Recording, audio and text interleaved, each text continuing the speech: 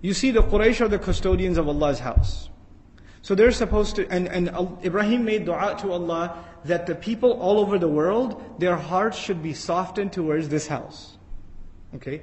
That the people's hearts should have this affinity towards Allah's house. And all believers know that they have that softness towards Allah's house. And if you've never been there, your heart desires to go there. You want to go to Hajj, you want to see Allah's house. But the people who are custodians of it should have the softest hearts.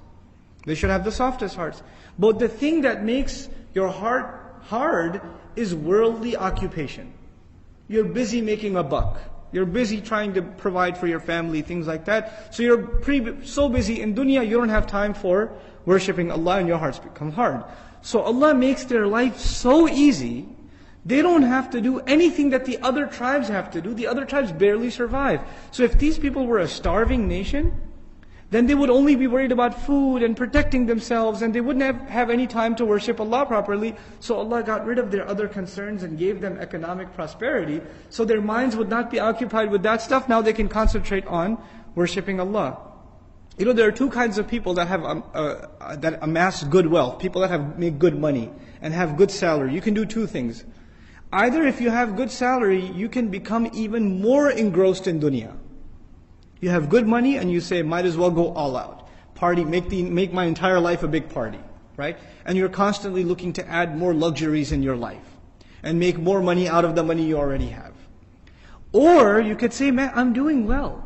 There's food on the table, there's a roof over my head, I'm doing well enough. So you know what I need to do? Now that my time is freed up from having to seek dunya, and Allah has provided me enough, I can take breaks and study Allah's deen and worship Him, and maybe take 10 days off and make i'tikaf in Ramadan. Because even if I don't make that extra bonus money, there's still enough in the house. We're doing okay. So I can take some extra time out. I can do some extra worship to Allah subhanahu wa ta'ala. And no one should do that more than the custodians of Allah's house, is the essential argument. You know, this came to mind. I don't mean to knock on physicians or anything, so don't take this personally if you're a physician.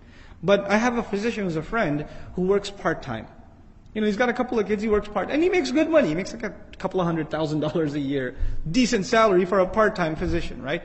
And so somebody asked him, why don't you work full-time, man?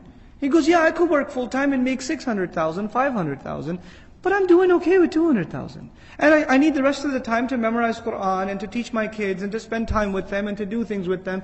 So why should I, what am I going to make this money for? If Allah has given me enough and I can do better things with my time and spend my life in a more meaningful way, then why not? Allah didn't create me to make more money.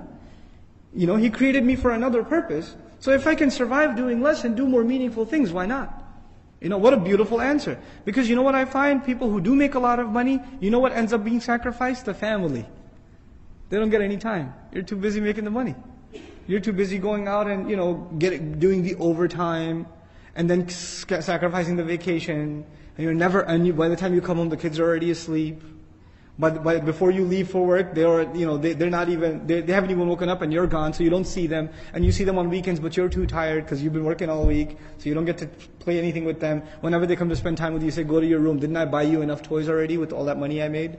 So go, you spend time with those toys, right? And these kids are completely distanced from you. They don't have anything to do with you except your money.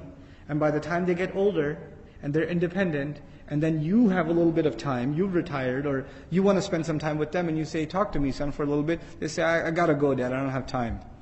What you did to them when they were little, they're doing to you when they get older, and you're shocked. And then you come to the Imam of the Masjid, brother, my son doesn't talk to me. I don't know what to do. My daughter doesn't even look at me.